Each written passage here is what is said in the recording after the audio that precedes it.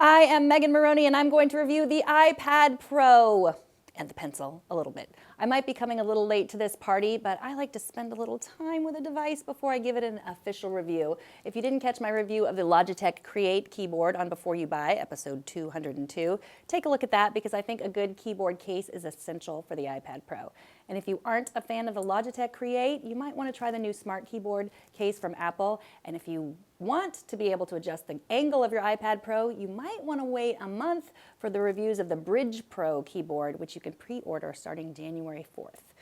Now, you can't talk about the iPad Pro without talking about the pencil. It is a very fun tool, but unless you're an artist, the $99 price tag is a tad steep. I will tell you that it works exactly as advertised and does not disappoint. It's also shockingly easy to lose, so be careful. It's also a little weird to charge the pencil, and the pencil only works with the iPad Pro. Now, I've been using the iPad Pro since the week it came out in mid-November. My first thoughts were that it was as big and beautiful as I wanted it to be. It was as enjoyable to use to watch movies as it was to write scripts for podcasts. The bigger screen was better for email, more fun for games for my kids and I to play, and it was still small and light enough to stick in my giant purse and take wherever I plan to go. I still think that with just a few notable exceptions. First, let's get to the iPad Pro basics. There's a 12.9-inch screen. Inside is the A9X, a 64-bit chip that Apple calls desktop class, and is supposed to deliver nearly twice the CPU performance and the graphics performance of the iPad Air 2. Now, I haven't been disappointed with performance at all. The iPad Pro weighs 1.57 pounds, it's 6.9 millimeters thick, and it has more pixels than the MacBook Pro. I have no complaints about the design. It seems a little big at first, but you quickly get used to the size. In terms of display, I also have no complaints, but I'm not an expert, and to be completely honest, I have a hard time taking issue with the fact that a red looks a little more magenta than it should. But you will find no shortage of people online who compare iPad displays down to the minutest details, so check those out if you care.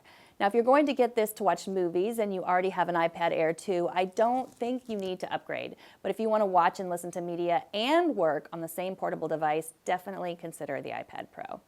There is no 3D touch in the iPad Pro, but I miss that a lot less than I thought I would. I don't even really use it that much in my iPhone 6s, to be honest.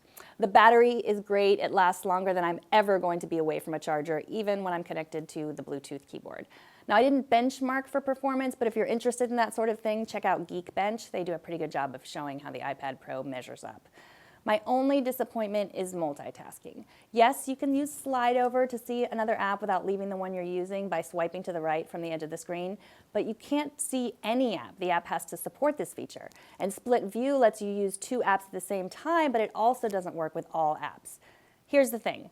As much as I love iOS, I am not a die-hard OS X user. It's what I use now, but before 2015, I used a Windows machine for the last decade. And for email, social media, and actual media, I am much more likely to grab my iPhone or my iPad than I am a laptop. So I am thrilled to have one machine that does everything. Here are the pros: the size, the display, and the speakers. They sound great. The smart connector that lets you easily turn a consumption device into a creation device, I really like that. Here are the cons: the price. It starts at $799 and goes up to $1,079 for the 128 gigabyte with Wi-Fi and cellular. And you also have to buy the keyboard and maybe even a pencil, depending on what you're going to use this for. The apps. I wish there were more apps that supported the multitasking tools, and I wish there were more apps that supported the display of the iPad Pro. Some of them just don't work on the iPad Pro yet. All the really great productivity apps are going to cost you extra, and I'm not talking about 99 cents either. These apps usually run around $15. Some have experienced crashes with the iPad Pro. Apple has offered a fix. Is this going to replace your laptop right this minute? No. Here's where Leo and I differ on opinions on the iPad Pro. He says, before you buy an iPad Pro, think very deeply about what you will use it for. I totally agree if you already have a laptop that you love. I think it also makes sense to come at this from the other direction. If you are considering getting a laptop, think very deeply about whether you need that much power. Maybe you're fine and would actually be happier with an iPad Pro instead.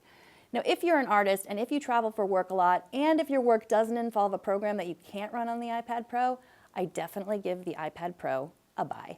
Back to you, Padre.